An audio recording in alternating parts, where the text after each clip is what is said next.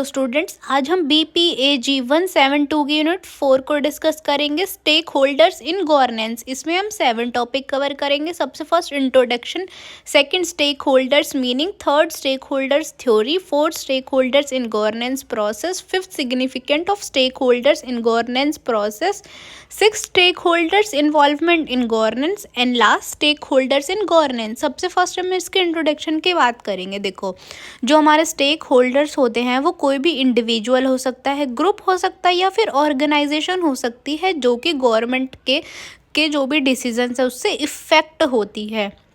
ठीक है, जो हमारे स्टेक होल्डर्स होते हैं वो एक बहुत ही क्रूशियल रोल प्ले करते हैं गवर्नमेंट के प्रोसेस में। ठीक है, जो भी उनका इनपुट आता है उसमें और अकाउंटेबिलिटी में। ठीक है, नेक्स्ट टॉपिक है स्टेक होल्डर्स मीनिंग। देखो, जैसे मैंने अभी आपको बताया, जो स्टेक होल्डर्स होते हैं वो कोई भी इंडिविजुअल हो सकते हैं, ग्रुप हो सकते हैं, ठीक है, जो कि इंटरेस्ट दिखाते हैं किसमें, गवर्नमेंट के डिसीजंस में, गवर्नमेंट के एक्शंस में, या फिर गवर्नमेंट का कोई भी प्रोजेक्ट हो उसमें। ठीक है, ये इन्फ्लुएंस होते हैं गवर्नमेंट का जो भी आउटकम आता है उसमें। ठीक है, ये एक्टिवली पार्टिसिपेट करते हैं किसी भी प्रोजेक्ट में या फिर किसी भी प्रोग्राम में, और कभी कभी क्या है, अपना लॉस भी, इनको लॉस भी हो जा सकता है और गेन भी हो सकता है। जैसे कि फॉर एग्ज़ाम्पल, अगर गवर्नमेंट है उसने कोई भी प्रोजेक्ट निकाला है कि भाई उनको एक हाईवे निकलवाना है, तो ये क्या है, उसमें अपना इंटरेस्ट शो करते हैं। ठीक है, और उसको क्या है, इम्प्लीमेंट करते हैं कि अच्छा गवर्नमेंट ने ये प्रोसीजर, ये पॉलिसी या फिर ये प्रोग्राम निकाले तो अच्छा जी हम ले लेते हैं और हम इस काम को पूरा करते हैं। ठीक है, जैसे कि कॉन्ट्रैक्ट निकलते हैं तो आपने देखा होगा कि भाई बहुत सारे अलग अलग लोग उसको लेने की कोशिश करते हैं, पर गवर्नमेंट क्या है कि भाई पहले वो करती है कि भाई किसको देना और किसको नहीं देना। ठीक है, जो भी कॉन्ट्रैक्ट है वो एक इंडिविजुअल भी ले सकता है, वो कोई ग्रुप भी ले सकता है, कोई ऑर्गेनाइजेशन भी ले सकता है, उसको हम क्या बोलते हैं, स्टेक होल्डर्स। ठीक है, नेक्स्ट टॉपिक है स्टेक होल्डर्स थ्योरी। देखो, स्टेक होल्डर्स की क्या थ्योरी होती है। देखो, ऐसे बहुत सारे चैलेंजेस आते हैं जो कि क्या है कि कभी भाई इनको प्रॉफिट हो सकता है और कभी क्या हो सकता है, लॉस भी हो सकता है। ठीक है, इसके कुछ की प्रिंसिपल्स है स्टेक होल्डर्स थ्योरी के। सबसे फर्स्ट है वैल्यू क्रिएशंस फॉर ऑल। देखो, बिजनेस, जो भी बिजनेसेस हैं वो क्या है, वैल्यू क्रिएट करते हैं ऑल स्टेक होल्डर्स के लिए। ठीक है, इथिकल रिस्पॉन्सिबिलिटी, जो भी कंपनी है वो क्या है, इनके रिस्पेक्ट करती है, इनके राइट्स की, और जो भी ये इंटरेस्ट शो करते हैं उसकी। ठीक है, इंटरडिपेंडेंसी, जो भी वेलबींग है कंपनी का वो स्टेक होल्डर से क्या है, लिंक रहता है। ठीक है, सस्टेनेबिलिटी की, भाई अगर किसी ने स्टेक होल्डर्स ने इंटरेस्ट दिखाया है तो बिजनेस क्या करते हैं, उससे लॉन्ग टर्म रिलेशनशिप की उम्मीद करते हैं। ठीक है, नेक्स्ट टॉपिक है stakeholders in governance process. ठीक है, देखो, जो गवर्नेंस प्रोसेस होता है वो, उसमें स्टेक होल्डर्स कोई भी इंडिविजुअल, कोई भी ग्रुप, कोई भी ऑर्गेनाइजेशन होते हैं जो कि क्या है, गवर्नमेंट के डिसीजंस, पॉलिसी से क्या है, इफ़ेक्ट होते हैं, और इनका जो इन्वॉल्वमेंट है वो बहुत ही क्रूशियल होता है गवर्नेंस को इफ़ेक्टिव बनाने में, अकाउंटेबल बनाने में और रिस्पॉन्सिव बनाने में। ठीक है, अब देखो, roles of stake holders in governance process, क्या क्या रोल्स होते हैं स्टेक होल्डर्स के गवर्नमेंट प्रोसेस में। सबसे फर्स्ट है पार्टिसिपेटिंग इन डिसीजन मेकिंग। देखो, जो भी स्टेक होल्डर्स होते हैं, स्पेशली सिटीजन, पॉलिटिकल पार्टी या फिर सिविल सोसाइटी, वो एक्टिवली क्या है, पार्टिसिपेट करते हैं गवर्नमेंट के डिसीजन मेकिंग में। ठीक है, इंश्योर अकाउंटेबिलिटी, जो भी मीडिया है, जुडिशरी है, सिविल सोसाइटी है, ठीक है, वो क्या है, गवर्नमेंट को अकाउंटेबल बनाने पे हमेशा क्या है कि हाँ जी हमारी गवर्नमेंट तो कैसी है, बहुत ही अकाउंटेबल है। ठीक है, लोग क्या है, क्वेश्चन कर सकते हैं हमारी गवर्नमेंट से। अगर कोई भी कॉन्ट्रैक्ट निकला है तो आप उसके रिगार्डिंग, आपके मन में कोई भी डाउट है तो आप गवर्नमेंट से पूछ सकते हैं कि हमें जी ये डाउट है और हमें ये कॉन्ट्रैक्ट चाहिए, तो गवर्नमेंट क्या है, उसका आपको पूरा जवाब देगी।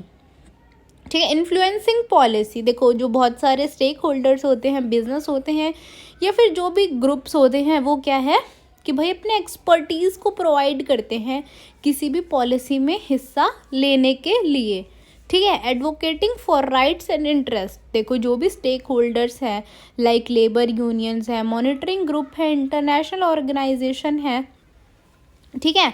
उस उन often advocate for specific issue ensuring that government policy are inclusive and protective right, कि हाँ जी जो भी स्टेक होल्डर्स हैं जैसे लेबर यूनियन है, हमारी जो गवर्नेंस है वो क्या करती है, पूरा ध्यान रखती है कि भाई उनके राइट्स को हम वॉयलेंट ना होने दें, उनके राइट्स को हम प्रोटेक्ट करके रखें। ठीक है, तो मतलब जो स्टेक होल्डर्स हैं उनके राइट्स को प्रोटेक्ट करके रखा जाता है। ठीक है, उनको पूरा अधिकार है भाई, जो भी राइट्स तुम उनको अपना यूज़ करो। ठीक है, नेक्स्ट टॉपिक है significance of stake holders in the governance process. देखो इनकी इन्वॉल्वमेंट से जो हमारी गवर्नेंस है वो ज़्यादा इंक्लूसिव बनती है। ठीक है, ट्रांसपेरेंट बनती है और अकाउंटेबिलिटी शो होती है उसमें। ठीक है, significance of stake holders in governance, सबसे फर्स्ट लेटिमेसी एंड अकाउंटेबिलिटी। देखो जो भी स्टेक होल्डर्स है, सिटीजन्स हैं, कोई भी बिजनेस है, कोई भी ग्रुप्स हैं, वो क्या है, अकाउंटेबल होने चाहिए और हमें ये देखना है कि भाई उनको कुछ इंटरेस्ट आ भी रहा है या फिर नहीं आ रहा। ठीक है, जो भी स्टेक होल्डर्स हैं वो डिसीजन मेकिंग में जब इन्वॉल्व होते हैं तो उससे जो हमारी लेजिस्लेसी है वो क्या होती है, जो हमारी लेजिस्लेटिव है वो इन्हेंस होती है, क्योंकि स्टेक होल्डर्स को लगता है कि क्या स्टेक होल्डर्स की बातें सुनी जाती हैं और क्या है, समझी जाती हैं। ठीक है, diverse perspectives engaging a variety of stake holders ranging from local communities to international organisation. देखो भाई ये नहीं है कि सिर्फ लोकल कम्युनिटीज़ के साथ ही क्या कर सकते हैं, बिजनेस कर सकते हैं, किसी के भी साथ कर सकते हैं, इंटरनेशनल भी। ठीक है, किसी भी बॉडी के साथ क्या है, ये रिलेशनशिप कर सकते हैं, मतलब कि किसी भी ऑर्गेनाइजेशन के साथ ये बहुत ईजिली काम कर सकते हैं, इनके बीच में कोई भी दिक्कत नहीं आएगी। ठीक है, transparency and trust, active stakeholders जो पार्टिसिपेट करते हैं उससे ट्रांसपेरेंसी शो होती है गवर्नेंस की। ठीक है, स्टेक होल्डर्स क्या है, इन्फॉर्म करते हैं और कंसल्ट करते हैं, जिसकी वजह से ट्रस्ट बिल्ड होता है। ठीक है, इम्प्रूव्ड डिसीजन मेकिंग। अब देखो भाई 10 लोगों की अगर डिफरेंट ओपिनियन सुन के अगर हम एक डिसीजन पे पहुंचेंगे तो ऑफकोर्स जो हमारा डिसीजन मेकिंग का प्रोसेस है वो कैसा होगा, इम्प्रूव्ड होगा। ठीक है, sustainability and long term impact. देखो जो भी हमारे स्टेक होल्डर्स है इन्वॉल्व होते हैं, वो जो हमारे गवर्नेंस का जो भी प्रोसेस है उसका जो आउटकम है वो कैसा आता है, बहुत ही अच्छा आता है। ठीक है, सस्टेनेबल आता है, जैसे जो हमारी गवर्नमेंट चाहती है वैसा आता है। ठीक है, नेक्स्ट टॉपिक है stakeholders involvement in governance forms. देखो कैसे स्टेक होल्डर्स का इन्वॉल्वमेंट है गवर्नेंस ने। सबसे फर्स्ट है कम्युनिकेशन, जो भी इंफॉर्मेशन है वो शेयर करी जाती है। ठीक है, कंसल्टेशन, जो भी इंफॉर्मेशन गैदर करी है या जो भी एक्सपीरियंस है, जो भी फाइनल आउटकम है वो बताया जाता है। ठीक है, एक्टिवली पार्टिसिपेट किया जाता है, अपने आप को रिप्रेजेंट किया जाता है।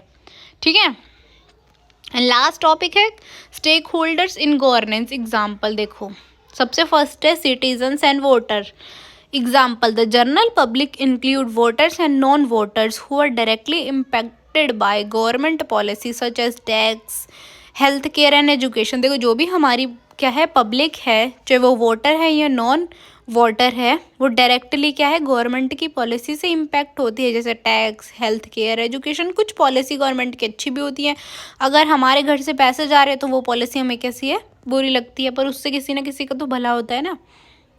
देखो their role is to elect represent, stakeholders का क्या रोल होता है, रिप्रेजेंटेटिव को इलेक्ट करना। ठीक है, पार्टिसिपेट करना पब्लिक कंसल्टेशन में। ठीक है, लीडर्स को अकाउंटेबिलिटी बनाना, उनको लोगों को इनकरेज करना वोटिंग के लिए। ठीक है, बिजनेस एंड करप्शंस, जैसे जो हमारी लार्ज कंपनी है, स्मॉल बिजनेस है, इंडस्ट्रीज़ हैं, ठीक है, मैन्युफैक्चरिंग की हैं, टेक की हैं, वो क्या है इफेक्टेड होती हैं किससे, रेगुलेशन से, टैक्स से, ट्रेड पॉलिसी से। ठीक है, their interest often lie in regulatory framework, taxation, labour law and market. देखो कुछ फ़ायदा भी होता है बिजनेसेस को रूल्स एंड रेगुलेशन से, और क्या है कुछ नुकसान भी होता है।